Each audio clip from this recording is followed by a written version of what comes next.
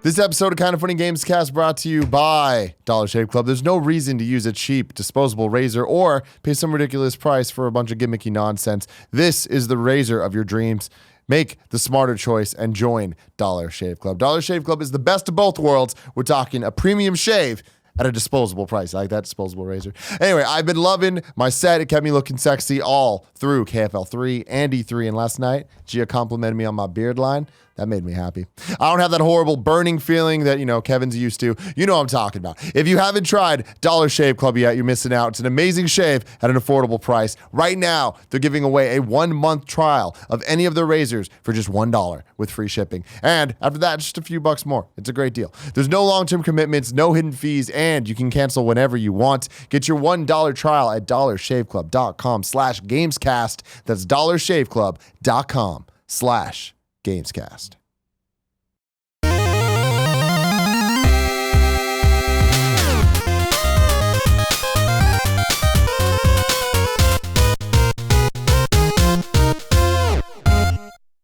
What's up, guys? Welcome to the first ever episode 124 of the Kind of Funny Gamescast. The first ever all new formatted Gamescast. Before we would do the topic by topic, day by day thing, no longer. We said fuck that. Yeah. One video, one MP3 to rule them all. There's now a bunch of different new ways you can get it. You can get it on patreon.com/kindoffunnygames. What, Kevin? What is Kevin making signals? So it's an all new. Kevin's hand goes up. I see him moving it around. I'm like, I don't know what he's doing. It's the all new format.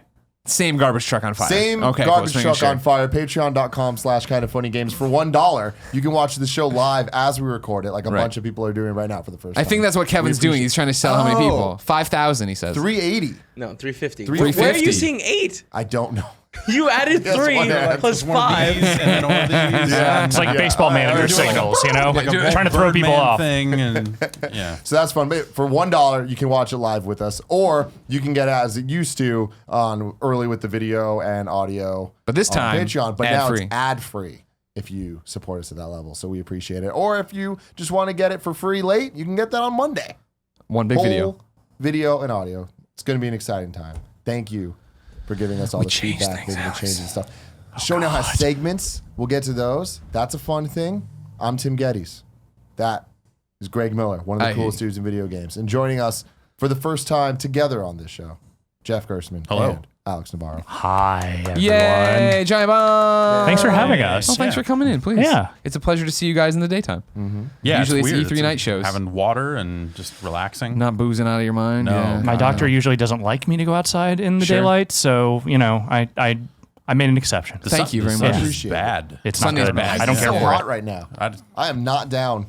No. This last week has been an issue. Not Right. even including E3, just in SF. Yeah, and I live up north where it is usually way hotter, so it's been like real bad up It was there. 105 damn degrees the other day. Yeah. It was 105 up there, and no one up there has air conditioning because it's only like that like 2 weeks out of the year. So people are like, it's fine, and then 1 week you're like, I'm gonna blow my brains out. This is the worst thing ever. Why do we go do to a this? movie. I can't decide which is worse. And then we went and saw a movie. So What'd you see? Guardians of the Galaxy Volume 2. It's a little late on that. Yeah. Jeff doesn't go to the movies a whole lot. That's that's probably the second movie I've seen this calendar year. Wow. So, yeah. Wonder Woman's out. You could go see that. My wife has already seen it. Good. So, Transformers last night. Nope, is that- don't I want hear to it's see a that. real banger. It's a I hear that's a banger. hot one. Yeah. I like Transformers too much to go see any of the Transformers movies. Yeah, that's very, very respectful. Makes a lot of sense. Yeah. So, ladies and gentlemen, this is the Kind of Funny Gamescast. Each and every week, we get together, talk about video games and all the things that we love about them. Shout out to Tom Bach, the Patreon producer for the month, making this show happen. Shout out to all of you guys for giving all of your ideas for what the show needs to be, how we're trying to fix it. And shout out to Greg for killing it on Kind of Funny Games Daily, our new show that you can get live on twitch.tv/kindoffunnygames every morning or Every afternoon on youtube.com/kindoffunnygames or podcast services around the globe. Around the globe. We change things, Alex. So now this show, in addition to all the formatting changes, me and Greg are the host with a rotating third chair. But sometimes there's a fourth chair as well. So get hyped about that. I'm the fourth chair. Brian Altano. Whoa! It's fun times. Is he going to sit in both chairs? Use both mics? He's going to lay It's on across. him. It's the whole thing. Yeah. So skinny. Lay I don't across know the if table. that's Good point. anymore. Yeah. Very sexy, Brian Yeah. Altano. So the first segment of the show is what we've been playing. Ah. Okay. What you guys been playing? Oh, it's, I kind of came back. I came back from E3, and for whatever reason, I just I got into Titanfall. All over again. I got back into Titanfall. Single player and multiplayer? Multiplayer. Okay. Yeah. And played a little bit of that. And then, gosh, I have been kind of mixing Injustice with Tekken 7 lately, which is like a hard back and forth. Where do you fall on that? A lot of fighting games coming out. Yeah, well, it's like it's Evo season, right? So everything has to come out now in order to be played at Evo. So I guess that's probably why it happens. But I think they both serve different crowds. Like Injustice is really good, and it has a ton of modes, right? Like anyone I think can get into that game because it's just got so much, even if you never play against another live human. Sure. And then Tekken 7's a really good Tekken game. Like the story mode is kind of bad, but in a way that is It's enjoyable. endearing. Classic Tekken. Yeah. Now, to be clear, you broke my heart How? because I follow you on the social medias. You know, I like to keep up yeah. with you, and so you tweeted, "Hey, Tekken 7 has a really easy platinum trophy," and I was like. We had just gotten the copies in, went over to PlayStationTrophies.org. It's like 15 hours to this platinum. I'm like, I ain't got time for that. I thought this was going to be, I could just, spam X over and over again. Yeah, there we go. There is one trophy you can get by spamming X over and over again. Is it bronze? It's, I don't know. It might be a silver. If it's a silver, I'm interested. Good Lord, you're a broken human. But it really is kind of just Seriously. like play through the story mode. There's a few things that are just like there are some trophies in that game that say like, oh, these are situational. Like you need to break the floor with this character, but you can't do it in offline versus, which means you can do it in practice mode. So you just load a practice mode and knock out like 6 trophies right there. So I'm telling you, man, like it says 12 hours, but really, as long as you can win like one fight online. All right, I don't know, man. By sheer odds, you should be able to make one happen. You're talking to the guy who in Injustice Story Mode, and I haven't done Injustice 2 yet. I will do it soon, hopefully. Injustice Story Mode 1, I would just do that thing where I'd go and I'm like, I don't know what I'm doing, and then I'd get beaten, and then just put the controller down and let it beat me twice more, because the third time, you could just go in there and like punch him out and it'd be over. That's Oh, great. yeah, it gets they easier built every it, time, like, right. oh, you're one of these comic book nerds just Yeah, here to see what's going on. The Joker, come with me. Yeah. I think the second one does that too. I'm not sure. I hope so. I think you just kind of I've heard great things about the story. It's really good. I don't really like superheroes and DC's superheroes especially so. Superman's pretty much the worst character ever conceived, is what I'm saying. I would just like to. I would just like to say I don't endorse every single thing this man With me, says. man. We hate this. I don't like DC, but I don't hate Superman that much. I'm just saying. All right, there we go. But I think they've done a really good job with that story mode Good, man. in a way that I can appreciate. That it sounds like people who actually do like those characters can still enjoy as well. Oh, so the majority and cool people. All right, got it. Yeah. So, I mean, going back to a larger discussion that was happening earlier last year with story modes in fighting games, do you think that they are as important as people made it seem when Street Fighter didn't launch with one? Totally, yeah. I think that Injustice, if you look at, like that game will probably sell quite well. Their games tend to do pretty well, and that game has, NPD number one for last month. Right, yeah. So, Street Fighter V, when they launched it specifically because they had commitments with esports stuff. They had the Capcom Pro Tour coming up. They had, to consider Evo. So like that game kind of got launched incomplete because of those commitments. And I think they suffered for it. And Injustice has they've always put so many different modes into their games, all the way back to Mortal Kombat stuff on the PS2 and all that, where they had like a puzzle mode and a kart racer and just like weird stuff. Weird stuff. But they've hit a good stride with that where, so Street Fighter V is really only for people who care about it in this deep, way. And there are only so many people that fit that mold, right? Like I play a lot of fighting games, but even at some point, like I was really disappointed with Street Fighter V. Whereas Injustice is a lot more well-rounded. Like it's a lot more recommendable because you're just like, if you like fighting games, this is still a pretty good fighting game, but it also has all this other stuff. So I think that's really hyper important, just like from like a business angle. But again, like everyone's going to come to it wanting something different. So the Evo crowd, tournament fighting game players, they don't really care about a story mode, but there's only so many of them. I also feel like Street Fighter, of all the franchises, like the story mode is the thing I care about the least in those games compared to, the NetherRealm games, the Tekkens, etc. Like I feel like those games just do a better job of recognizing just how stupid the whole premise is of a story mode in a fighting game and have more fun with it. With the Street Fighter stuff, even like 4 and like Ultra 4, which are games that I like when they try to build that stuff out, I just never really cared. They barely built it out. Yeah. Too. It was really just kind of like a growing out of the arcade modes that those games used to have. And now they're trying to do this story mode for Marvel vs. Capcom Infinite, And I don't know if you guys played that demo that came out during E3. Did not. Yo, it's bad. Yeah. So it looks bad. Looks bad. Does it play bad as well? You know, that demo plays poorly. My understanding is that when you're playing against other people, like the full game is actually pretty good. But Like the demo they had at E3 was apparently more impressive than what was in that but thing. like, that went what's out. in that demo is like you watch a really ugly looking cutscene where characters go, "I'm Dante," or you know whatever, and then they fight. But you're fighting against these like Ultron like faceless robots. And then it just shows another cutscene. You play 2 more characters, and there's really not much going on. It's a really ineffective demo for that thing. Are you guys big fans of Marvel vs. Capcom? Historically? It's always been too much for me. I love to Yeah. watch it. Like at Yeah. Evo, I love watching people find ways to discern the chaos, to find like threads of action within just complete nonsense. Like that's super fun. I never want to play it. I love the idea of Ryu throwing a fireball that is as tall as he is and doing it in the air as well. But yeah, just the combo system, the way that stuff comes together, like it's beyond me. Yeah, like I loved 1 and 2, and then 3 was a little too much for me. And then Tatsunoko versus Capcom, even before 3 came out on the Wii, I enjoyed that a lot because I liked the 2 character system. Right. And so Marvel's Capcom Infinite, I was like, oh, cool, this looks like it's less chaos. like manageable. But then now seeing them, like, yeah, it's kind of one of those games for sure. Where's everybody coming down on the story mode in ARMS?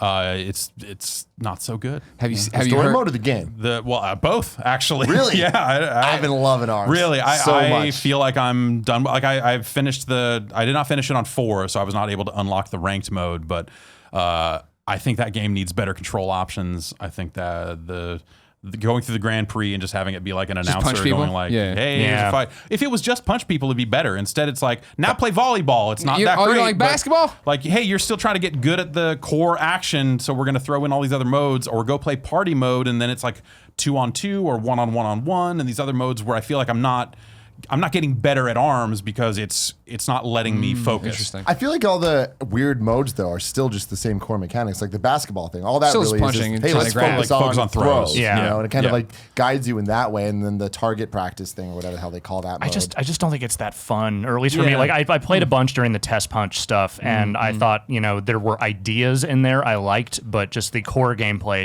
has not really struck me. And I'm all for Nintendo like branching out and trying this other like multiplayer things. Like Splatoon was a very happy, awesome surprise, but this one just isn't doing it for me. And I think I just want the ability to use the right stick to curve my right fist. yeah. So if you're playing with the motion controls, you can curve separately. If you're not, you can't. That's my biggest problem with the game is the lack of control options of Yeah, changing them. totally. Because it's I feel like the default sets they have are good, but there's so many little things that I feel like we should be able to remap. Like could be the, better. Block. Yeah. The block. Why is Why block on need to be L3? Come on. It's so stupid Yeah. because there's so many other ways. In some ways, it plays like Smash Bros. Like having the jump button be the whatever the hell the triangle button is. Yeah. You know what I mean? X. Yeah. X, I think. Yeah. That's awesome. That makes sense. I could wrap my head around that. But then there's other things where it's like I want the triggers to block like Smash Bros does, and I should be able to set that. Sure.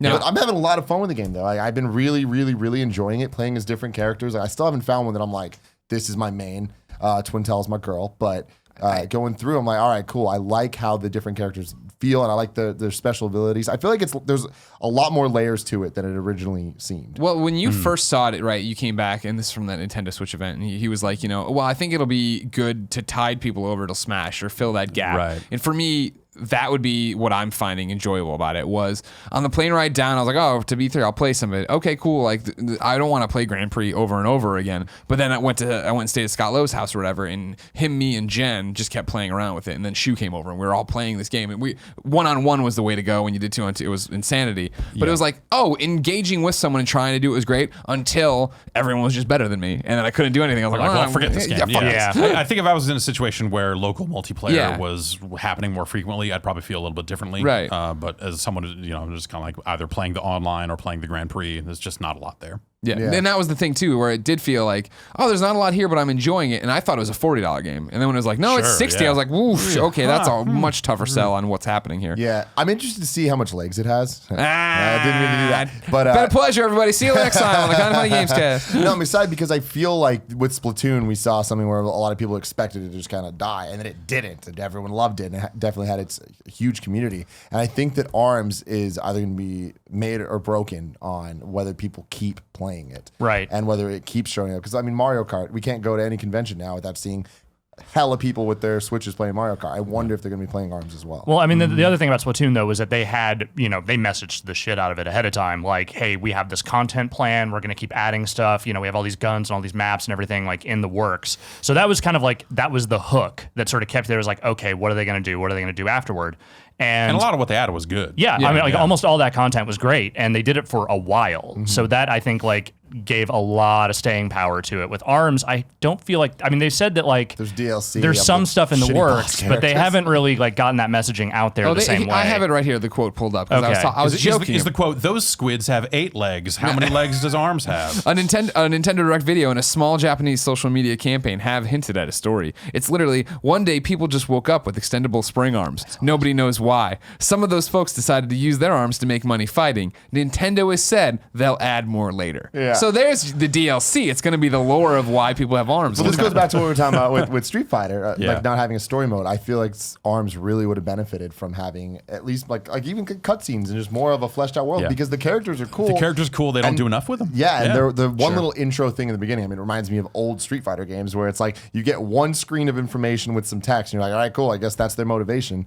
But I enjoy that each character has their own kind of backstory and stuff. But there needs to be more because you only get that in the beginning of Grand Prix. There's nothing even at the end. And it might as well just be like, along the way, it's like, go home and be a family man or whatever, just over and over Yeah, again. exactly. Like that But sort I of just, stuff, I, for sure. I love that premise, that idea that you woke up one day and your Whoops. body has been horribly Oh, no. mutilated, and you're like, all right, well, nothing left to do but engage in blood Wait, sports. Everyone's like this. Gotta go fight. Yep. What else is there to do? Everyone came to different conclusions. Some people were like, this is going to be really good for, my job down at the docks moving crates. Sure. Yeah. Some people were like, let's go get in fights. Nick Scarpino can finally reach the top shelf in this Oh world. man, good for him. Yeah, that's great. Because he's short. Yeah, I've been loving it though. Let us know in the comments what you're thinking about ARMS. Gray, what have you been playing? Yeah, ARMS is the newest stuff. All the crap we played at E3, of course. But I cannot stop playing Friday the 13th. I just Really? can't do it. You actually get into it? I totally love it. And I recognize the jank. And No, don't get me wrong, I mean the like problem. the servers literally work. Because we've tried, we've wanted We've to do had video since issues. launch and it just, When was the last time you tried? before E3. Right before E3. Okay, yeah. I've been playing on PlayStation 4 since launch. Launch, obviously, the first day and a half was garbage, but then it's gotten progressively better. Coming back from E3, I was surprised at how well it was running now. Cool. In terms of, I got a game right away. Because usually it was like, I'm getting into the lobby and Right. I will search for a thing while I make a sandwich, and then maybe when I come back, it'll be about ready. But Yeah, we had Ben and some other people trying to get into games and they just would get dropped or just, it just wasn't working well at all. Sure. Yeah. Yeah, it's gonna be interesting to see what the narrative on it becomes, right? Because it is one of those games that folks like me who love it really do love it. And again, I recognize everything is wrong with it. I'm not saying it's a 10 out of 10 or anything, but then it is like GameSpot gave it a 4, IGN gave it a 7, a 6.9 or whatever. Like, there's all these things where it's like, where's the truth going to be? How long are people going to give them to iron this stuff out? But it's like we're doing tomorrow, as recording this, we're doing a play with the community today. And I can't fucking wait. It's double XP weekend. And it's just like, I'm not a multiplayer guy. Like, I'm not an online multiplayer game. That turns me off. And this game gets it right in a way that I've always talked about how Left 4 Dead got it right. Right. In the fact of, hey, jump on with your friends or nobody and run around and have fun. Like, you don't need to worry about it. And what Evolve fucked up, where it was like, Evolve was like, hey, do you have a team? Like, you need a team. Yeah, like Evolve, like from the get-go, they were like, hey, this is an esport, you guys. Yeah. We're You're very supposed to serious take this about the seriously. competitive. And it's like, people just want to have a good time. Friday the 13th, like the premise of it seems like well built for that, right? Sure, yeah. I mean, that is, And that's the thing of like the amount of times where my heart is actually pumping, and like I've had those like crazy moments. Like I was doing one where Jason was finally chasing me, and I knew we had me and this other guy had just been standing on the peripheral of the map, like just way off, like because you can see each other as counselors. Oh, okay. Jason can't see Yeah. you unless he finds you, and so I'd run over to where he was. He ran off, and we just stood, and then one of the other people would leave in the 4-person car, and we ran into the street to try to wave him down. Dude just blew past us. Like, fuck you. Back to hiding. And so it popped up 2 minutes remaining. I'm like, all right, here we go. And sure enough, after it's got to be a minute left, Jason popped up, and I'm running, and I got a knife to stab him in the neck with when he picked me up, and I run into the house, and I shut and lock the door, and I turn my back, and I'm watching the doors and the windows, waiting for him to do it. And I'm like, all right, here we go. And literally, he grabs me around the neck, and it pops up, and it goes, you survived. And then it's the sound of me getting killed, and then they like took it back. And I was dead. And I was like, because it was time was up, but it was a buzzer beater, Jason killing me, and I'm like, that's pretty fucking awesome. Yeah. And like, you know, you have that moment of like, that's a cool like moment. amped up on stuff. There is a beautiful, stupid, disgusting heart at the center of that game, Yeah. and if they can iron out the shit with it and, you know, kind of add more content over time, I feel like that thing will be really good at some point. It's one of those where it's another one of those two where I feel for the developer in the way of their heart was in the right place. Yeah. We're this indie studio. Oh, we can do it as Friday the 13th. Right, yeah. Okay, fuck yeah, let's do it. Yeah. And then like everything goes wrong, but they weren't trying to have everything go wrong. Not that anybody is, but were they? oh my god! But I don't think they were like trying to cash in. You know what I mean? Right, They weren't doing totally, something yeah. cheap and trying to take care of it. They built this game that is cool and has a lot of cool ideas. You don't make a Friday the 13th game to like cash in. It's like not like that Not at hot of a this point. property at this point. Not Like, 2017. yeah, you only do that if you're like, hey, this is like we want to try to make a really cool thing. Yeah, it's interesting the different enjoyment I found out of it because usually I finally the other night when we were getting ready, Joey Noel, our community manager, was testing to see if we could actually do it the way we wanted to for Community Day on Friday, and so that was the first time I actually played it and put on a mic, and it was like for a lot of hours I've put into Friday the 13th. It was awesome to suddenly have a brand new way where it was like I'm grabbing people as Jason, and that's, you know, it's prox chat. So you grab them and like as soon as I bust in, they'd be like, "Oh no, Greg," and I'm like, "Oh, you're all fucking dead. Yeah. It's over." And then I'd grab and choke people. I'm like, "Tell the world, tell them that I did this to you." You know what I mean? Like this trash talk aspect. It was like great. That is Yeah. awesome. We talked about this a little bit last week during the E3 Gamescast. But Sure. you got to play Metal Gear Survive. I did play Metal And I Gear want to talk Survive. about a little bit more in case people What haven't is heard going about on with that? Did you guys get your hands on it at all? No. No. It was such a Konami weird. doesn't return our calls. It was such. Actually, I think it ended up being the other way around in that Oh, case. yeah? Okay. But It was so weird and bizarre alternate universe to be sitting there and have a Metal Gear game up and have this a very nice lady get up from Konami PR and be like, "Let's talk about Metal Gear Survive," and give you the whole rundown. I'm just like, it's weird to hear you say Metal Gear. Why is everybody saying Metal Gear in here and acting like this is normal? This isn't normal. Are you showing a pachinko game? Like, are you gonna Yeah. you're gonna show me this thing and then pull back the curtain and be like, all right, put the balls in, let's go. Yeah, it was just weird. It's weird It's that super weird. It seems like no one's talking about it. And there's some people being like, "Oh, it's not that bad." I'm like, "It looks pretty damn bad, man." And I was going in pretty high on it, but then seeing you play, I was like, "Oh, this I doesn't haven't. look fun." Have you looked around? Has there been the GameSpot thing and IGN thing about it? Blah blah. I haven't really looked. The only other people I've seen talking about it are other influencers, and you know what I mean. And it's influencers I recognize from like when I went down when the Metal Gear review event, Yeah. where it was like both days, and they had the influencer side of like, "Oh, you guys are like hardcore Metal Gear YouTubers," and I don't know if we got talked to in on top of in place of a bigger site because Greg's a Metal Gear guy and like Yeah, blah blah. yeah. It's like because going in like it's what we talked about, right? The mechanics of it are fine. I mean, it's Metal Gear Solid 5, right, which I mean, plays that's- so yeah, that's- well. Yeah, Yeah, the game but it's already just a plays weird well. thing of taking those mechanics and dropping them into some weird survival It's just fog like here's world. like a mod for MGS5 that turns Yeah, into some kind of exactly. zombie Honestly, thing. that's what it looked yeah. like, and that's what it seemed like it played like. Yeah, it's just, 100%. It's almost there, but then it's also so far from actually being good. Who's actually making that? It's an algorithm. They just Like,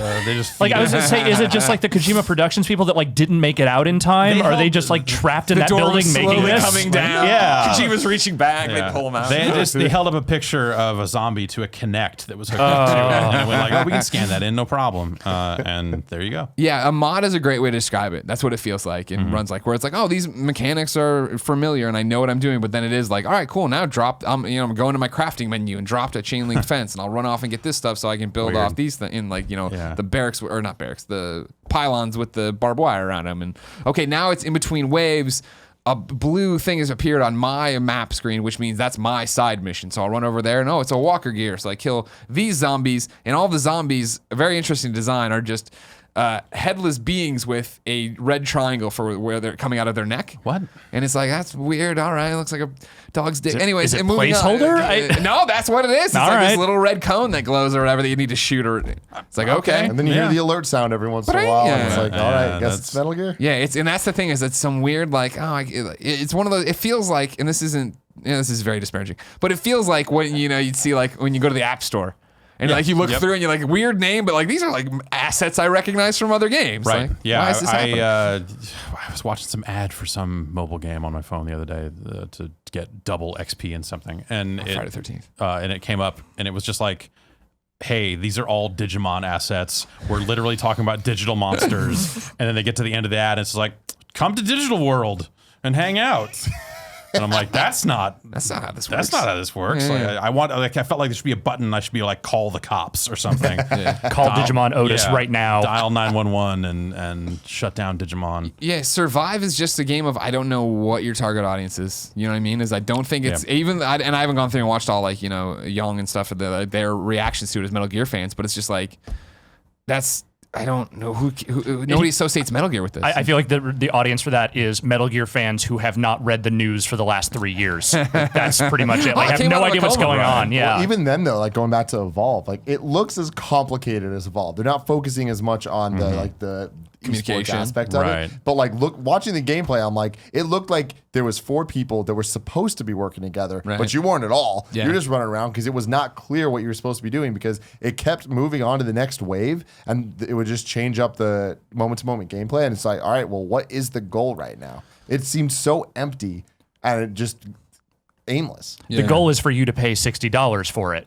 That's If it. this game ends up being $60, I'm going to be. Oh, it totally will. Guys, there's a single player story. Oh, good. Because no news on that soon. I love the story in Metal Gear. That's my favorite part of it. Well, so I mean, you I'm said glad there was to no hear story that- in 5. This one has it, Jeff, and it's how did you get into this realm and how do you get out? I can't wait to find out. I'm pretty sure it's just purgatory, but don't quote Well, me. sure. That's- Why it seems not? like it's going to be. Everyone's punished now. Yeah. Oh my God. No, I actually I'm really looking forward to the zombie mode, and I don't really like zombies generally speaking, but the zombie mode in PlayerUnknown's Battlegrounds sounds like where they're all human controlled. Like you're a squad of 4 and you get to have the guns, and everyone else has to just run at you I didn't hear like about this. crazy That's zombies. awesome. It's something they tested out with some Twitch streamers or something, but it sounds like Gotcha. they're going to roll it into the game proper at some point. Have you been playing? I have not been playing as much as I would like. Sure. But yeah. I'm kind of getting the shakes. Like that was the thing I was playing before E3, Right. and I was playing like every night, and I have not played in like 2 weeks, and I have the murder shakes now. Man. Is there anything else you've been playing? Yeah, I mean, I was playing Tekken before I came in. I have not been able to play a whole lot since I've been out here. I'm staying up at my mother's place in the North Bay while I'm here for the week. And for years and years, I really couldn't play anything there because my mother is like 70 years old and still uses AOL for her email. So like the internet situation there was not good. They got like bingo or something on AOL. You could Yeah. probably get into Keyword that. games. Yeah. So last year, I just straight up broke down. I was like, you have broadband. You're not taking advantage of this at all. I'm going to buy you a real router, and we're just going to turn this into an actual house with internet. Yeah, let's go. So I did that. So I can actually play things on the Switch now there. So I've mostly just been playing Mario Kart and Thumper while I've been trapped there. How is Thumper on Switch? I haven't It's great. started it. It works just as well as it did on PS4 and PC. Like there's no frame issues or anything with it. It runs at 720 on the screen and it seems pretty much flawless. Like I beat that game on PS4 and I am more than happy to play through it again. That game is still awesome. Nice. I was speaking of Switch stuff on the way down. I finally jumped into Switch Minecraft because I've been a big Minecraft fan on PS Vita. You might have heard of this one. No, what is that? Okay. Oh, that's PlayStation the Vita. prototype version of the Switch. Exactly. that Sony Vita means decided to life, put out. and it gave Yeah. life to the Nintendo Switch. But it's funny. I was like, I don't want to play Minecraft again, really, but I'll see how it's running. Blah blah. I'm like, how different could the versions be? Man, I did not realize what a GIMP version of Minecraft I was playing. Oh, is it I bad? jumped in and I was like, because I played it on PlayStation 4 before, and like Right. this is that version, but with all the bells and whistles they've added since it came to PS4 when we were at IGN. And so it's like I jumped in. I'm like, fuck, this is like a brand new game. Like, what the hell's going on? I have been meaning to try the Switch version of Minecraft as well. Like Yeah. I definitely had my time with Minecraft where I was like, this is like a really relaxing thing for me to just kind of do and just go like, all right, I'm gonna maybe accidentally blow a whole weekend just building something dumb and then burning down all my friends' shit. Exactly, And that all those Minecraft announcements actually. I was like, oh, 4K Minecraft, like I guess. I mean, why not? What was the name of it? The Super Duper It was graphics pack? Yeah. It was like the Bedrock update, I think is what they're calling it. Aside from that, but yeah, super duper graphics or whatever, and Some nice lighting in that update. like why not? Why not? Do you Minecraft? Yeah. Keep doing it. Yeah. It's apparently a very popular game. They should probably keep supporting it. Exactly. Yeah, that seems to make sense. Yeah. If only everyone could come together and agree to. Everybody but them Sony riffraff. I know, right? Yeah, well, they got to protect the Knuckleheads. kids. Yeah, Somebody's gotta think about someone the has kids. to. Think For the about love of big, God. beautiful kids out there. When I Jim think- Ryan is going to do it. Yeah, when I think about PlayStation and I think about the messages I get on PSN, I think it's a good thing Sony's out there protecting me from Yeah. Exactly. the truly awful Exactly. stuff. Yeah. How many groups have you been asked to join? I have How turned many off. conversations have you I've left? turned off all messages. Yeah. Friends can't even send me messages anymore. Yeah. I've really locked it down. But yeah, the terrible. group thing is like Yeah. I got invited to one that was like Mike Vacation Games and just gibberish. Like, what is even happening? What I'm more crazy about, or I can't believe is happening, because okay, fine, everybody can invite us to groups and we're all in them. But is our colleagues that get in, and then I see them leaving the group. Like they're what? taking the Are time you to really do it. here? It's like going in, like, I'm going to report all the spam. One email by Right. email, I'm going to Yeah. report all the spam in my inbox. Yeah. And also seeing people who work at Sony doing Yeah. that and going, Yeah. guys, you should probably just let someone know over there that Yeah, this this is a thing. This is a problem. that maybe you should get fixed. That stuff is ridiculous. Also, shout out to Next Machina. I play some of that. Oh, yeah? Yeah. I've been playing housework. that. Yeah. It's housework. good. Yeah, exactly. Twin stick shooter, great. The next segment, for the first time ever, there's another one people ask for. Everyone's like, oh, I want more history, more gaming history stuff. I'm like, cool. We're going to do a segment called This Week in Gaming History. Oh, wow. Where okay. I go back Creative name. a bunch of different years and decide something that excites me that I want to talk about and see if you guys have memories of. Oh, So here we go. Our memories. 2 years ago, No memories. on of it. June 23rd, 2015, Batman Arkham Knight came out. Yeah. It's been 2 years. God, that doesn't sound right. How does but, that yeah. make you feel? It's scary how time moves when you start doing this. Yeah. This game, or this That's- game, not Arkham, but this game of like, oh man, 2 years ago this happened. Like, that feels Yeah. like it was yesterday. That seems like it would just happen. yeah. Going further back than that, 7 years ago, on June 22nd, 2010, Transformers War for Cybertron came out. All right. Blew my mind. That was, Star I never Breeze, right? thought- was that first High Moon? Oh, High Yes. Moon, that's them. Yeah. That was First it was one? the first Yeah. good Yeah. one. Okay. And then after that, there was Fall of Cybertron. Right. And that one was great as well. But I'll never forget. Like, that game is something that I still can't believe exists. Where it's like, it is way too good. And they treated the property with way too much respect. They found a way to make it look like the G1 stuff without being like totally devoted to Exactly. all that G1 stuff. Like, then didn't they go make toys based on the designs from the Yep. game? Like that, yeah. That's Yeah, they really nailed the aesthetic and they nailed what it meant to care about Transformers. And I feel like they handled the story way better than obviously the movies did, but even better than a lot of the shows did. I think that it was more G1 than G1 was. Sure. Yeah. So- Yeah. A lot of episodes devoted to the space bridge. When you go back and watch all that The stuff OG again, shit. you're like, Yeah. man, this is. Do we need a 3-parter on this? Right. I'm Quick not aside, sure. quick aside. What happened to High Moon? Did they become Starbreeze, or am I They confusing became them? like an Activision support studio, Okay. and Yeah. probably Because They did that Born Identity game Right. or whatever. I want to say Born- at some point Born they game. just got lumped into the Call of Duty ball. Okay. Of, Okay. Like every other yeah. studio there. Yeah. Okay. Cool. 12 years ago, June 19, 2005, Conquer Live and Reloaded on the original Xbox. Yeah, I reviewed that game, I think. Flashbacks. God. Yeah. I was in my probably like my mid-20s at that point, so I probably was like, yeah, there's something to this. I remember that remake being all right. It was all right. Yeah. It was still that game, but it was all right. We went back to it. Was it in that Rare Replay bundle on Xbox One? Did they put it in that? I want to say that. I wanna or maybe say- it wasn't the Reloaded. Maybe it was the N64. I game? don't think it was. N64. I think Conquer might have been one of the only things that wasn't in I think there. that was the Maybe it story was a, behind maybe it was it. a Goldeneye demo wasn't there, derby or something. Perfect Maybe Dark wasn't there. and I think we ended up playing a little bit of that Conquer game on Xbox recently, and holds up. I bet that game does not hold up super well. Not aged super well. A lot of games from that generation Yeah, don't. no, though. that's- Stubbs the Zombie Especially so a perfect. remake of an N64 game. Right. So. Yeah. I would totally. I've been thinking about Stubbs the Zombie. Hell lately. yeah, you have. That was a good ass game. Thank you. No one ever gives Stubbs the credit Yeah. when I toss him out there. No, that was. It had problems, but it had was mostly ideas. fun. It had ideas. It It had 50s ideas. The and soundtrack was killer. Yeah. Oh, yeah, good soundtrack, exactly. and then a sticker on the box that said it's the Halo engine, which is like who? right. Okay, This isn't a that's marketing not- thing. I see Halo on a box. there, I'm yeah. buying that. 14 years ago, on Okay. June 20th, 2003, Lara Croft Tomb Raider, The Angel of Darkness came out. Is that the PS2. movie? Oh, okay. No, that was the PS2 first PS2 Okay. Tomb Raider game. God, that was 3 months after I started at GameSpot. Yeah.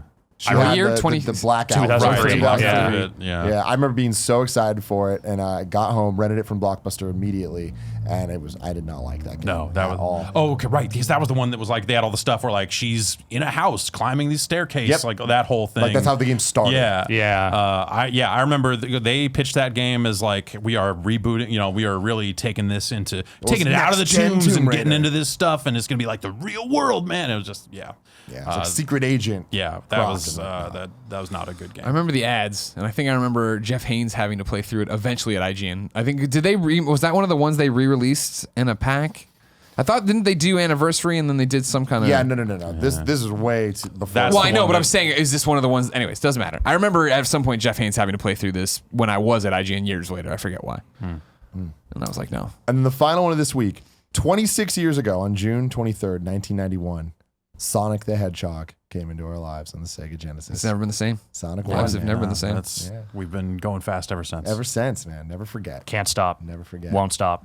Don't stop. I played a surprising amount of that game as someone who now looks at that entire franchise as just straight trash. Hey, at Even the the time, original ones? I played 1 and 2. I don't think they hold up very well. I think if you go back to them now, it's like 3 holds up for sure. 1 has issues. I think if you had a new Genesis and you were just looking for something impressive looking and sort of, somewhat Colorful. different to play, like it certainly stood out at that time.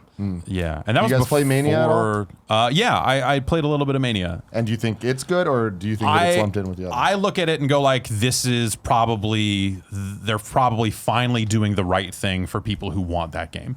Like you look at that and go like, man, like it's just nostalgic enough, but it feels like they're doing new things. They're doing interesting things with it.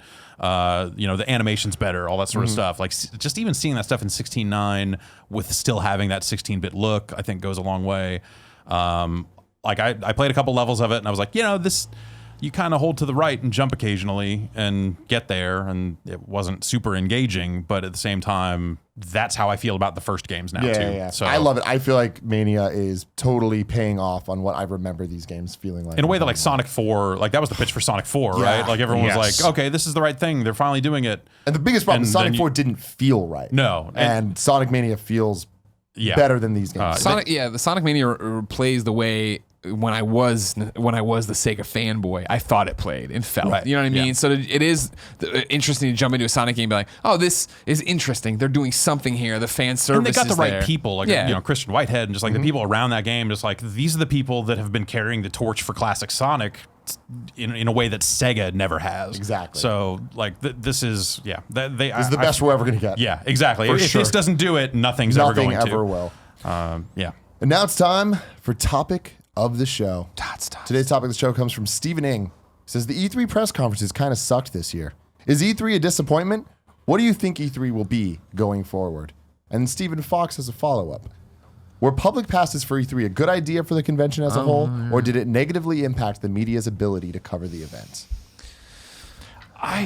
From where we were sitting, I would say that it had very little impact on our day-to-day at E3, letting the fans in, because most of what we see at E3 is in meeting rooms. Behind It's closed doors. behind closed doors, somewhere Appointments. either on the floor or in an actual meeting room somewhere in the second floor. There were a couple of cases where, like, there were a couple of games I wanted to see that, someone else went to the appointment, or one of them was an EA game. Like, I want to see Need for Speed. I didn't make it out to whatever EA Play. nightmare they had in Hollywood. So I was like, oh, it's going to be at the Microsoft booth. I'll try and get down there. And you go down there and you go, oh, there's just no way I'm Yeah. going to see this here. Or like Dragon Ball Fighters, there was like a line around the booth to see it.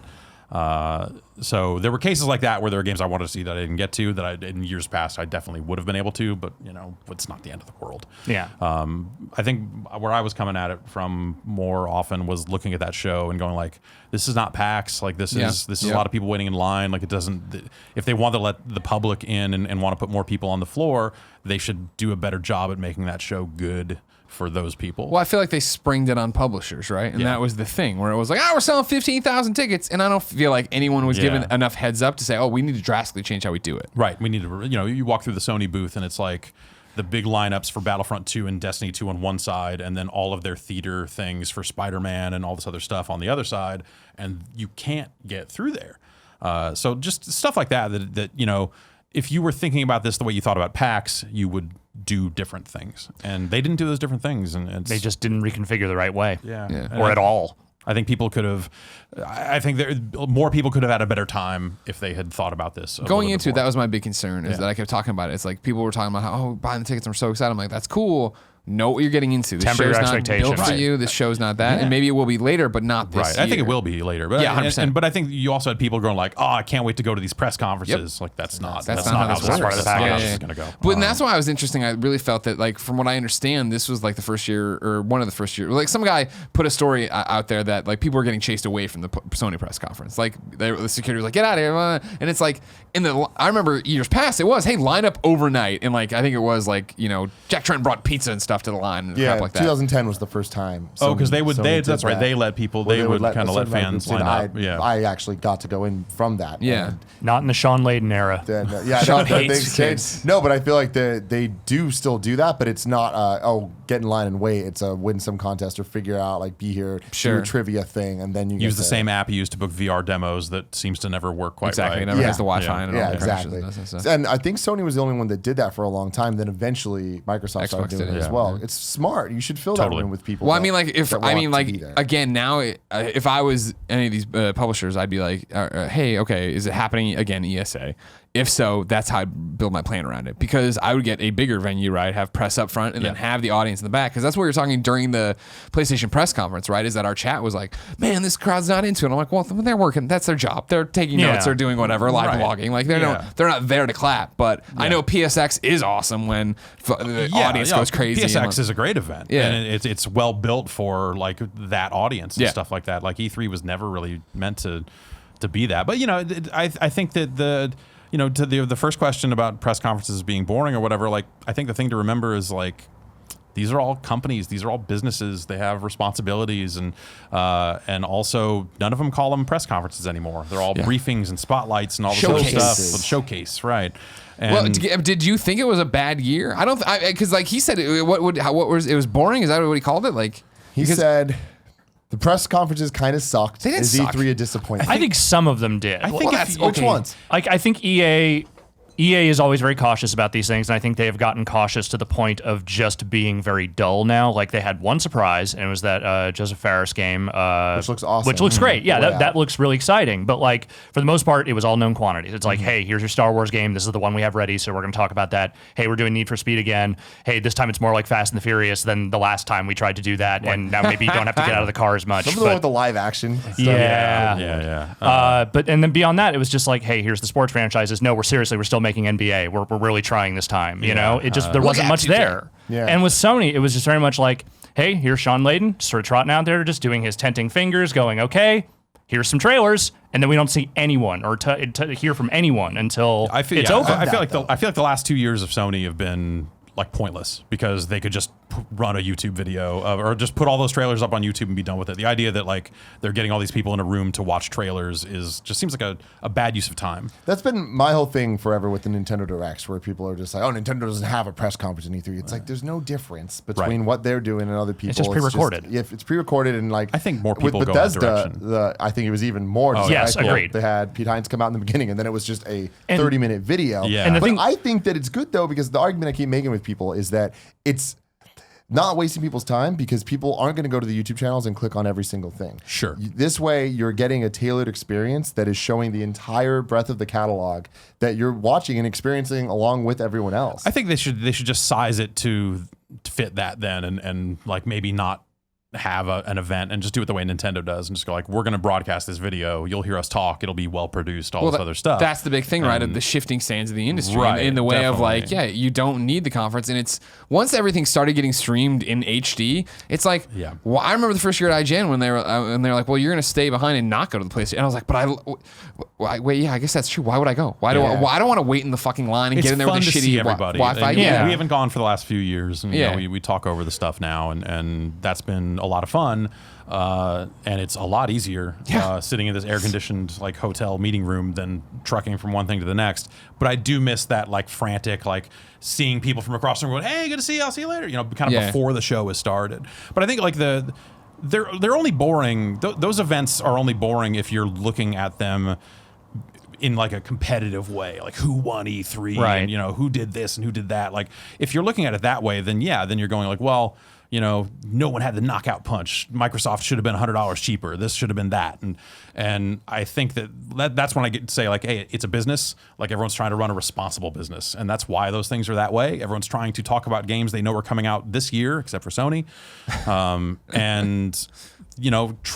Bethesda showed mostly stuff that's going to be out in months. And that's the change, is it's tightening that up a lot more and going like, hey, we're only going to show games that are going to be out over the next 6 months because this is for the public and we know they're going to be shopping soon. Well, I think the other thing too with like Bethesda, for example, them doing their Bethesda Land, and like, even though they just showed a 30-minute video, but then a lot of the people there got to go play the games right there. Right. It's like they might as well, if they're all going to be there, all watch it at the same time, so you are getting that briefing. Because for us, whenever we go see game demos, not at E3 but anywhere, you go, you see the presentation, they give you the whole PR spiel. We already get that when we were watching these conferences, so then you can just go play the game and you understand. Yeah, well, like Sony ends up being, they show their trailers and then you take a bunch of meetings with them where they just kind of show the exact same thing again, but it's like with 2 minutes more. Like, here's 2 more minutes of Spider-Man swinging, and we're kind of talking about it, but we're not going to actually answer any of the questions you want to ask.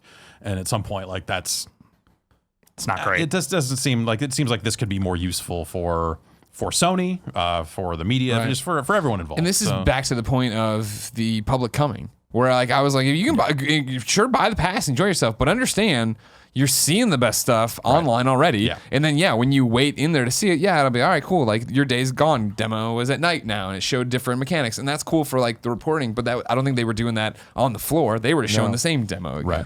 And I understand the argument toward just wanting to kind of cut to the games, cut to the trailers, just get the product out there and show it to the people. But I don't feel like you need a live presentation for that at all. Like, part of the reason the Microsoft and the Ubisoft conferences were my favorite of the show was because they still have that kind of slightly manic and a little off-kilter energy of bringing devs up there and having them talk. Even if they're just giving a couple of talking points and introducing stuff, I think there's merit to that. Like, I think it makes the presentation feel much more like, hey, we're also kind of highlighting the people who are making these big games, and the people, even if it's just one person, there's something to that. It's a chance to humanize it, and I think Ubisoft did that the best this year.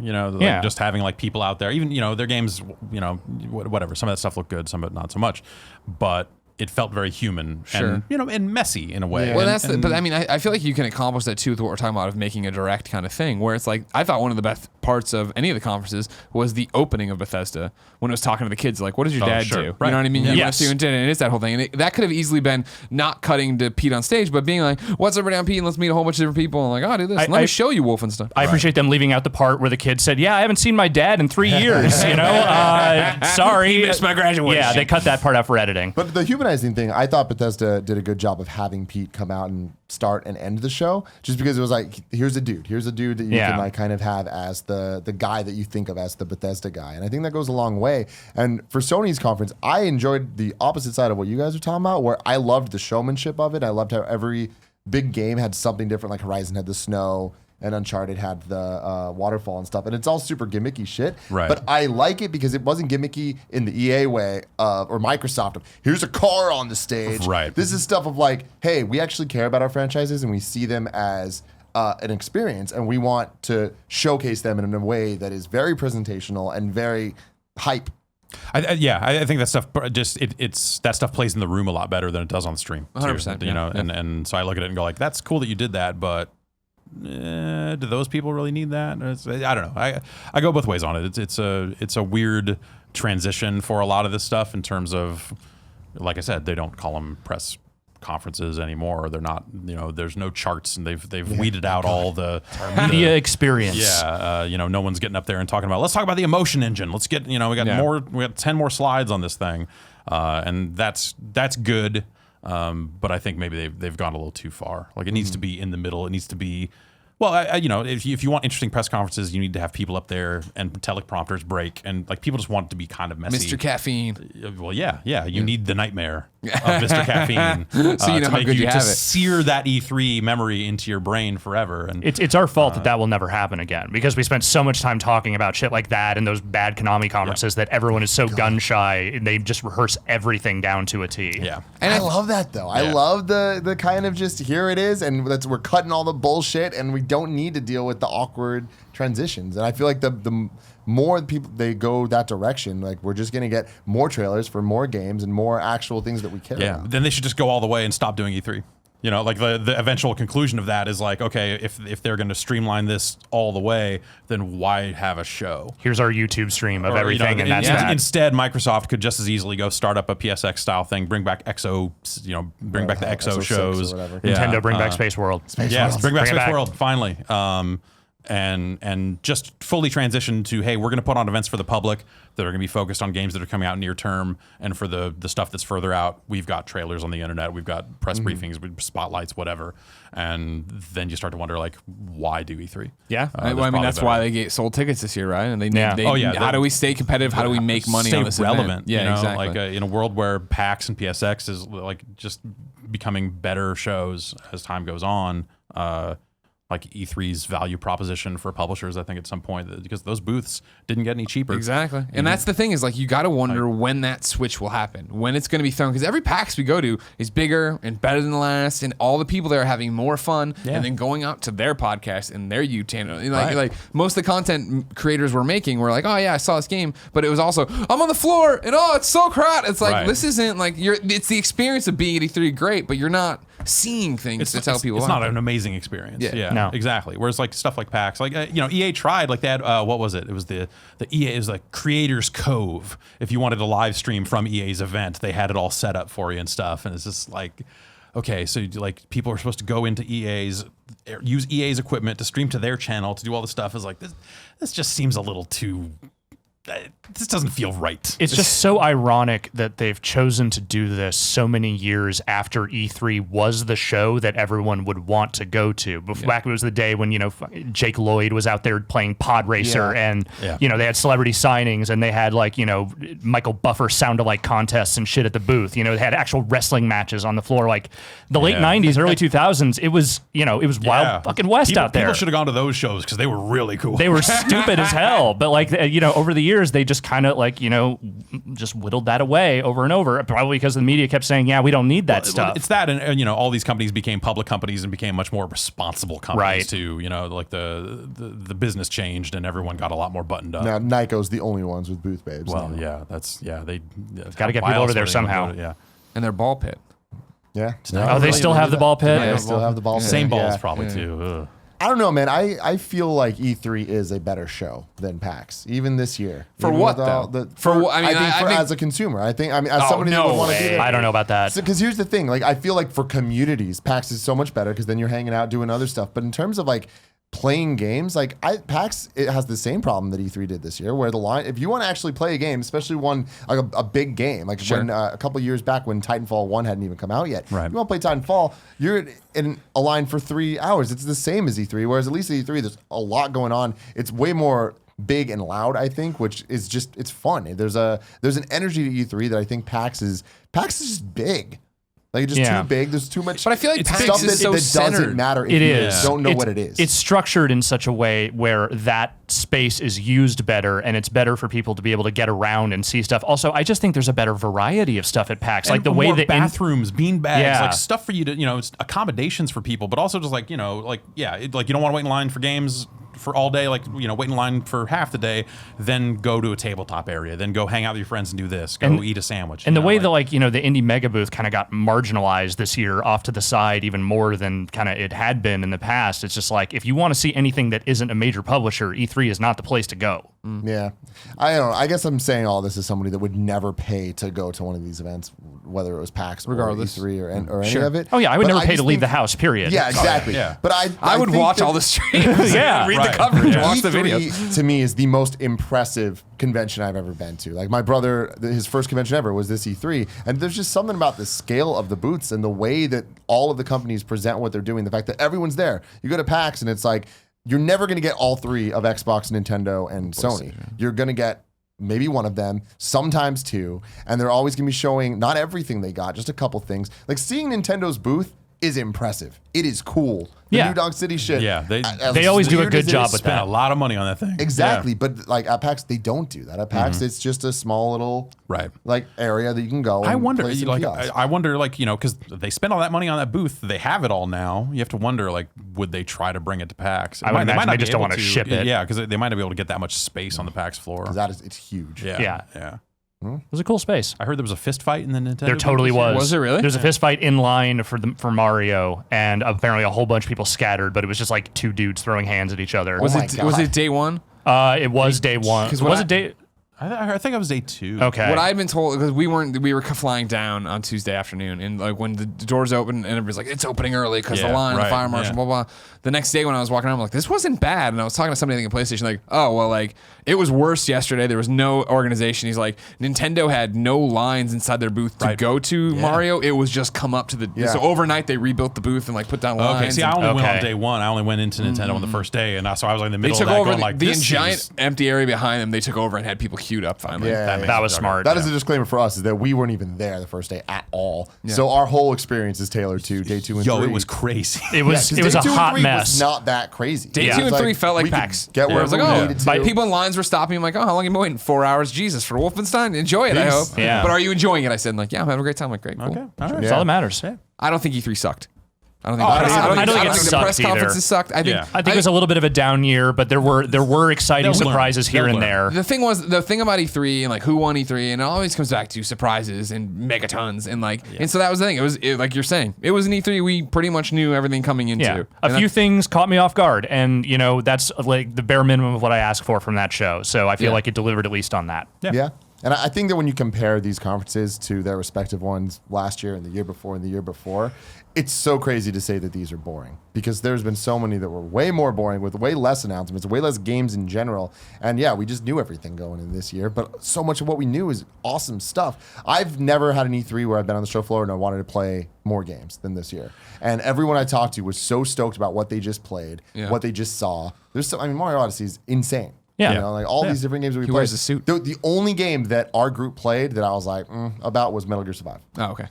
What, Sure. what do you think I was going to say? I was gonna say, I was like, what are you about to say? Yeah, no, Oh, everything Metal Gear else was all Survive, like, that's oh, these are great. These Sure, are good. Sure. So, yeah. Did Nick like the VR bike riding That game? doesn't- I He loved it. he loved it. Oh, wow, There you go. all right. Nick Scarpino. Was it the Verzoom? Or- Yeah, oh, yeah. yeah. I was thinking I was gonna torture him, but if he loved it, fuck. I gotta think. Yeah. I gotta be harder on him next year. We've got a Verzoom. It's It's something. something. Besides Metal Gear, the one thing that any of us was kind of down on was Andy didn't really like The Last Night, but there's not really Andy's a got no game taste. there. That was just a pretty visual. Yeah. That was his problem, right? I said it was Yeah. just it was like an investor demo. No, okay, yeah, that'll do it. Now it's time for some listener mail. You can go to kindoffunny.com/gamescast topic, just like all these people did. Leave your topic, just like no, hold on. It's a new. I was gonna say it's kindoffunny.com/gamescast. Gamescast. Yeah, that's a new Greg Miller special. Thanks for that. No problem. These Google Forms are saving our lives. First question. You ever use the Google, Alex? I've been known to Google. Google Forms, changed man, things. fantastic. I like to bing it up sometimes. No, boo. Is there You're any Lycos out there still? Can I use that? I'm web Alta crawling Vista. every damn day. Nico Fugslang says, with Hitman being your game of the year last year, how relieved and happy are you with IO Interactive surviving and getting hold of the Hitman IP? Deeply. Yeah, I think that's that it was just weird to hear like what Square was going through with IO and all that other stuff. You're like, man, this game is great. Like everyone seems to really enjoy it. People that don't even like Hitman are connecting with it in a way that they normally don't. And yeah, Square just you start to wonder, like, is just Square bad at running a business? Which classically the answer is probably. Yeah. But The expectations they seem to impose upon especially a lot of those Western developed games. It feels like they aren't giving them the chance to kind of, to succeed to the degree that they need to. And like Hitman, it's just such a beautiful, like, lithe thing, like it does exactly what it needs to do so efficiently. And people loved it. People loved watching it. I really enjoyed playing it. So much fun. Yeah. So yeah, the idea that they weren't going to be able to make any more of that was pretty disappointing. So them going independent and being able to kind of run their own ship, and maybe they'll sign a publishing deal, or maybe they won't. Maybe they'll do it themselves. I don't know what their plans are, but What a that's shocking story, though. Yeah. Who would have thought that would happen? They leave and then they get the rights to it. That's Right. I have to Never imagine. happened that I can think of. I have to imagine that whatever deals they were trying to strike with investors or whatever, like that was, they were all predicated on that game going with them. Oh, because there was 100%. there's, Yeah, like, I what do don't you- think anyone would invest in IO without their biggest franchise. Yeah, for sure. So what do you think that means for the next Hitman season 2 or whatever? I was talking to Andrea on Games Daily about it, where I think without the unreal expectations that Square's putting on them, this one will be more successful. I would think. I think so I would too. hope so. Yeah, and they know they've got a year of experience of running a live game now too. Sure. So they know what works, what doesn't work. So they're probably pretty well poised to know what their existing fan base wants, and hopefully they have some ideas that might bring more people in. For, And that's the thing is, I feel like it's going to be one of those rallying things of like, oh man, fuck the man. These guys are Yeah. doing Yeah, this. Let's they'll get get some behind of- them. they'll get some of that, too. I know Yeah. that you guys loved it, so now I'm going to try it. Like there'll be that word of mouth that's going to spread with it too. How far do you think we are from getting that? I bet that we wouldn't hear too much about a season 2 for. I mean, they are putting out like an elusive target like tomorrow. I think like they're still doing season 1 stuff theoretically. So They did have some layoffs around that, Yeah. which I imagine was Yeah. just part of them getting lean for the sale. But I would imagine we're probably about a year out at yeah, least. that sounds Oh, about wow. right. I don't know if that's a change in what their target Yeah. was before or what, but that's a good guess. I think. I just wonder, where we are coming up on the 10-year anniversary of Kane and Lynch, and I wonder if the Here we IP go. of that went with Here we them, go. or if Square still possesses that, so they can be in Kingdom Hearts 3 or something. Sure, of course. That's right. The Gain and Lynch dimension. Troy Yarbo says, is it reasonable to expect a discounted Switch bundle during the holiday season for the Switch? Perhaps Black Friday? No. Maybe Nintendo Black doesn't- Friday, like Black Friday maybe is a retailer. retail, like Yeah, Best Buy Best or Buy. Target. It's Nintendo selling and too price well. drops, not so much. Like Yeah. that thing is doing real. Like that thing is doing like crazy well. They have no reason to drop the price. And you can't find it, so even even when you do find it, what's the incentive to motivate you? Why is Best Buy trying to get people through the door for $50 off? When And they we'll know have you're gonna be there Mario anyway? out too. Yeah. It's gonna be Yeah. selling even more. Probably. They are really pulling out a lot of stops to try to get more of those made in a faster way than they originally planned. They were having like component shortages Right, at one that's the point, problem. right? Still are. I heard Still they are. were just like competing with Apple Yep. for like production capacity and all this other stuff, and like actually Screens taking and things shit. away from Apple in some cases. So And also all those other stories too of them like hiring all the different planes to like get shit, Right. just Yeah, ship it yeah. physically faster. it seems like they're at least like aware that that's a real problem they need to solve sooner rather than later, and as opposed to how they've usually done it. So they don't have a reason to discount. There's just no need. Jordan Nash says, what y'all think about the new Bubsy? Why? I'm pretty sure that didn't really happen. I can't pretty sure, believe like, that it exists. I feel like it cheapens your win with Crash Bandicoot. No. The fact that Crash Bandicoot's back, but then Bubsy's back too. So it's just like, I'm the And now number here one comes supporter of Glover. bringing Arrow back the bullshit. Acrobat back in here. Yeah. I love shit like that. Yeah. But it's like no one's asking for Bubsy. Like Nope. we had an argument today about whether or not people are asking for Spyro, and I would argue, yeah, people no love one's Spyro. They're not asking. you for guys- People love Spyro. That doesn't mean they're asking for more Spyro. There are people asking for Spyro, not more Spyro, like in the same Like a thing that they're doing with remake Crash, or whatever. right? Sure. Yeah. Is that There's people definitely Elijah odds. Wood? Is it just him? It's just him. Super We're- stoked in about it. Transference, when you beat Transference, you'll It just turn turns out into to a actually Spyro just be game. Spyro You 1. get the Spyro trailer Yeah. he's been working on. Yeah, no, but I don't think anyone's really stoked for Bubsy. Like that's gonna be one of those joke streaming games that people just play. But you know what? There's someone who's making that game right now that just doesn't have that irony level and is just like earnestly not. like, no, it's time for Bubsy. He's back. No, that's, He's really that's back. a business. That's like they looked at some charts and said like, well, we can get the IP for this amount of money, and we're pretty sure this number of people know about it. So if we sell to this percentage, it's worth the $9 it costs to get the IP. Like it's just There is It's- one it's earnest ice boy cold. out there It's who ice wants cold. Bubsy. I'm telling you. I know it's an Andy joke, but I really do feel this opens the door for Cool Spot. Cool And not Spot. like a full-blown diss Man. Cool Spot, but like, hey, 7-Up, give me the license and we're going to make a $9.99 game. Just or Bring back the Noid. Yo Noid, Noid. Cool Spot. Crossover. Yeah. Let's just make it happen. Wow, it's like Global- Jason Yeah. versus Freddy, but it's Noid Yeah. versus Cool Spot. I thought Cool Spot was the coolest. Cool not Spot like is a video really game good- aside. yeah. I thought Cool Spot was the coolest character. Also, growing yeah. up, and when He had 7-Up sunglasses. yeah, like come on. And when 7-Up got Well, rid what of him, about like, Chester Cheetah then? I mean, Chester Well, Cheetah, I'm pretty yeah. sure He's an is old pretty man damn now. cool Also, his games were great too. yeah, those are quality products. Cool Spot is legit a good ass. Bring game. back It's not Sneaking. Yeah. Mr. Yeah. Eric says, given that Metroid Prime 4 isn't being worked on by Retro Studios, what do you think they are working on? I hope it's a new IP.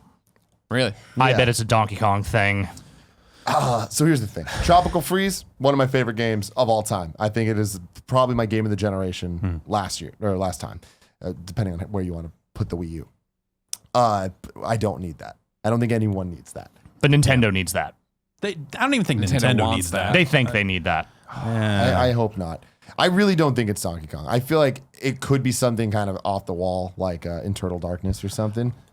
I feel like the way they've been out there, like people asking like, "Oh, retro, what are you working on?" They're like, "We got something." Like there's a certain tone to that. Maybe I'm reading into it that says like if this was just another Donkey Kong, they wouldn't be out there like that. Right. Sure. Yeah, it's so interesting because like with Metroid Prime, the rumors were it's like, all right, if Retro's not working on Prime, they might be working on a 2D Metroid. But then we get a 2D Metroid, so it's like, well, they're not doing that. Yeah. So I don't know. I'm hoping for a new IP, and I think that would be big for Nintendo.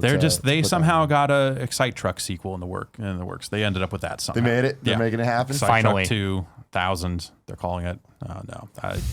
Coming back with the Wiimote, Travis. Yeah. Mike McAndrew says, with the very positive buzz surrounding Mario plus Rabbids after E3, did you guys play that? Yeah. Yes. You like it? Yeah, it's cool. fantastic.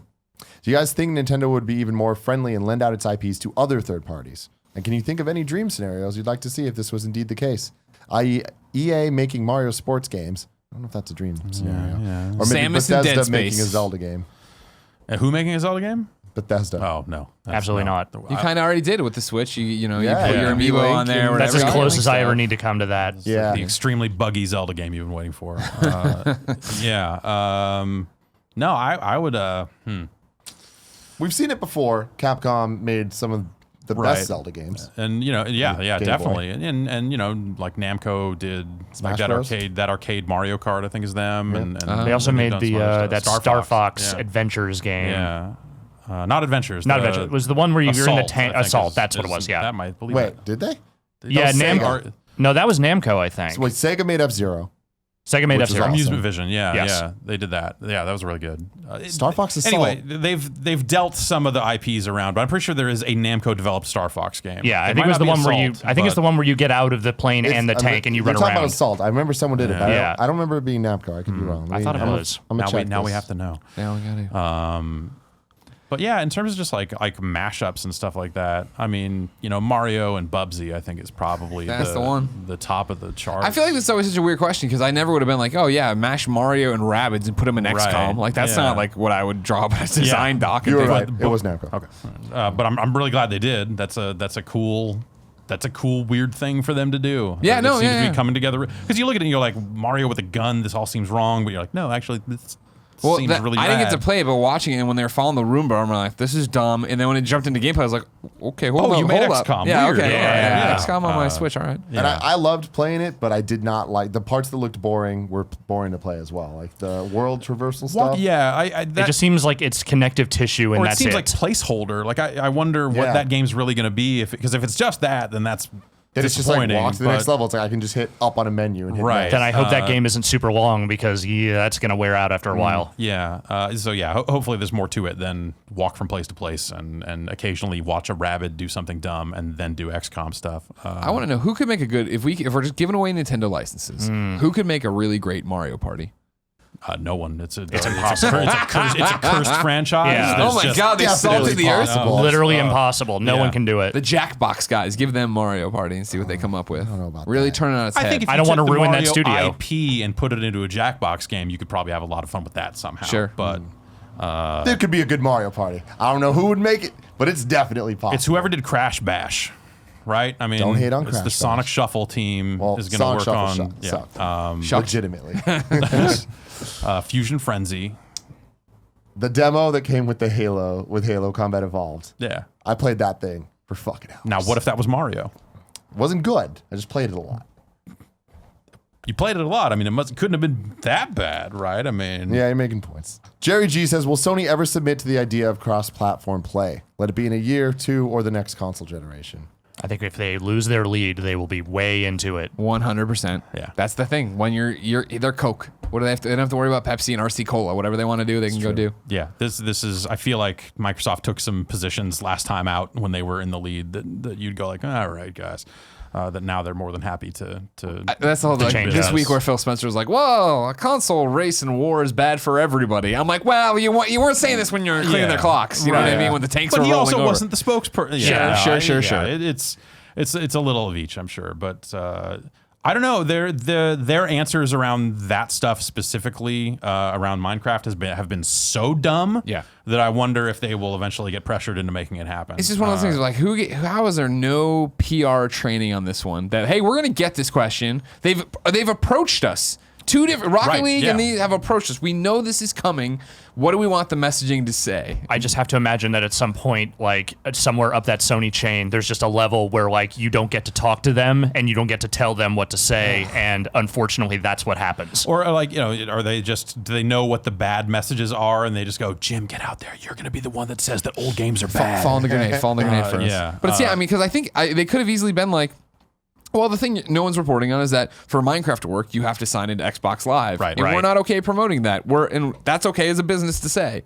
And that's not to be like, well, they're kids. We got to protect the kids. Yeah, like yes, they have legit things they could cite as like why they might not want to do that. Yeah. You'd go like, well, okay, it is a business. You're right. That's cold too, but hey. But yeah, their answer just seemed like complete crap. Yeah. Like there's a story going around that like the Rocket League stuff, like literally there's just a checkbox waiting to be checked. Dunham says they and can will have it be up in an done. hour. In an hour, they have it up and running. And that would be nice. There's no reason not to. And Sony obviously they do cross-platform stuff with Street Fighter V with the PC. Rocket League on PC too. Yeah. Nex Machina has cross-platform leaderboards with the PC. Like they're more than happy to do it when it's the PC. Right. So to then fall back on this like child safety thing when they're kind of doing it There's elsewhere. never been a child predator on a PC. That's well, known. you're right. They only use video game consoles. I forgot all about Exactly. that. Yeah. Silly Exactly. me. Yeah, the PC is the most pristine and clean platform in the world. You get that virus protector on, you're fine. No, yeah, you put that on there and it's just everything's automatically safe. We got some Giant Bomb questions here. All Super Ruiz wants to know, what was the reasoning for expanding the Giant Bomb offices to the East Coast? Alex lived out there. Vinny was moving out there. Yeah. So it was either we establish an office or those two don't work for us anymore. Basically, they were going either way. So And then you left the door open and then you lost Dan. Yeah, more or less. No, I think like part of it was one of the original ideas was, or one of the original thoughts we had is like you can only get so big in one location before it becomes inefficient. You've only got so much studio space, or you've only got so much of this. Like if you doubled your team here right now, this would be a crazy space for you to have because you would need another studio. I've been trying to ship Kevin off for years. Yeah, well, it's ship 'em east. Ship 'em east. It's cheaper. It's a whole thing. So early on, we had the idea of like, what could you have like almost a franchise mentality of just like, we're going to take 4 more people. It was 4 then, 5 maybe, and put them in New York. Could you put them here? Could you put them there? And then kind of get where we are now, and it worked out pretty well. I think it was Vinny's idea. I think probably because in the back of his mind he knew he was eventually going to move back to New York one way or the other. That's where he comes from. That's where he comes from. That's where his family is. Yeah, and so yeah, it just we duped the company into paying for it, you and go. it's been working out great. So Yeah, for a while we were just kind of shoved into a weird closet in the tvguide.com offices because they had no idea what to do with us. And, over time we sort of made use of that space and sort of, I think, justified building out more and doing more over there. And, now we actually have like a full-fledged team and like an actual studio that no one else gets to use because we will murder them if they come in there. And it's great. Good. Keep that shit up. Yeah, that's and you need that. I think just to have like content variety of like, especially in cases where like, someone's sick, or hey, we're working on some larger thing out here, so there's a team somewhere else that can kind of be doing stuff that goes up every day or whatever, and we can kind of swap back and forth, and it's cool. Yeah. GT Pimp says, how does Jeff keep calm during the madness that is the Adam, John, and Dave couch? I don't drink during E3. Actually, they didn't drink very much before that segment was on anyway. Which just makes it all the more galling, the whole thing. I know, honestly. Yeah, if they were all blackout drunk, you'd be like, oh, yeah, all right. That's why that That's happened. like they're then like 2 drinks in or something, Yeah. like maybe tipsy. It's it's the end of the show. By that point, I've done 3 nights of hosting. We do for E3, we host 6 hours a night from 6 to midnight. And so by that point, I've hosted 5 hours of show that night, and then 12 hours of Yeah. the days before that. So And to bring everybody up to speed, this is an annual tradition. Yes. We're Adam Boys, John Vignacchi, and what's the Dave last name? Lang, I think. Oh, his I thought name he is. died. I heard he passed No, away. no, Oh, that's, Devolver lied to me. yeah. Well, we did a little seance beforehand. Oh, it and brought him back. summoned Okay. him. Yeah. How many years His in a row angry have they spirit. closed the show? At least three. Last Okay. 3, I think. Yeah. Has been at least 3. And it's always a shit show. Yes. Okay. Yeah. Definitely. This one, at least nothing too bad. Like, no one. No one doxed each other that time. Exactly. Johnny tried to dox himself a couple of points this year, but I think that got cut off. Yeah, it's easy. They kind of take over. It's actually really easy for me to host that segment until it comes time to end it because they just won't no stop. ending it. Yeah. And so I just kind of sit back and let them do their thing and ask them the occasional question or vice versa. So the final question. We got a lot of variations of this, but I think this is the most important one. Not Fought says, if you were a fidget spinner, what kind of fidget spinner would you be? An American fidget spinner that glows in the dark. I'm so happy that we have nothing to do with this fidget spinner nonsense. Where it just feels like everybody is on it. I haven't ever even seen one. I had not seen one until someone brought them by our John show. Drake brought fidget course he spinners did. and left me with 2 of them that he got at an E3 party, and now I own 2 fidget spinners. They're not great. 2017's Pogs, man. Yeah. Well, I mean, whatever. Yo-yos were big too, right? I mean, but so I'm advocating this as an alternative to the fidget spinner. Here we go. It's a Powerball, I believe it's called, and it's got a rotating, almost like a skateboard wheel in it, and a little rip cord, and it's a ball you hold in your hand, and you pull it, and then you can kind of rotate your wrist around and get it going faster and faster and faster, and it's got it'll keep score on how fast you can get it going, all this other stuff, almost kind of a wrist workout thing. And, My wrist gets enough of a workout. well, so you got 2 wrists. I'm saying, you might want to supplement. Bring the other one up. All a right, little bring bit. it. Otherwise, you end up that weird one Yeah. Popeye arm Yeah. situation. And I'm gonna say that a little more pricey, maybe not as flashy and trick based as a fidget spinner, but it feels a lot better in your hands. Are there tricks for fidget spinners? Yeah, but it's all like I was spinning it and threw it to my other hand. So after getting these fidget spinners, I went to the internet and typed in fidget course you spinner did. tricks. Of course you did. And found some video of some kid who was like doing one of these behind the back jobs. Like, that's a sick trick. I'm like, that's barely a trick. Like, you're just holding Now, out your maybe if finger you were like doing a vaping thing. while doing that, Yeah. then In Throwing the a dab. Snapchat goggles. Yeah. Then you'd have something. But, yeah. They're also, I think the fidget spinners that I got from Drake are not great fidget spinners. Gotcha. yeah, I think that's the kind of fidget spinner I would be, is the not great one that's kind of broken. Well, on that note, thank you for joining us No problem. for this Yeah. first ever new type of Gamescast. I hope you guys enjoyed it. Let us know in the comments what you liked, what you didn't like. If there's other segments you want us to add, it's a whole work in progress. We do what you want here at Kinda Funny. We're doing new things. You got new stuff? Yeah, lots of new stuff. Lining up. A lot of new things. Nice. All popping off. Yeah. Change some stuff up, man. Yeah. Thanks. Fuck it. We, Just no, the table. No, this is all very expensive. You can't do that. No, Oh. please. I was told I could break things. I'm sorry. Thanks for coming, guys. Giant pop. no. Okay. What's up, guys? Hope you enjoyed that. You can click right here to subscribe to youtube.com/kindafunnygames. You can click right there to subscribe to youtube.com/kindafunny for a bunch of other content, or you can support us on Patreon by clicking right there. Whole bunch of cool stuff like watching this show live. Ad free, too.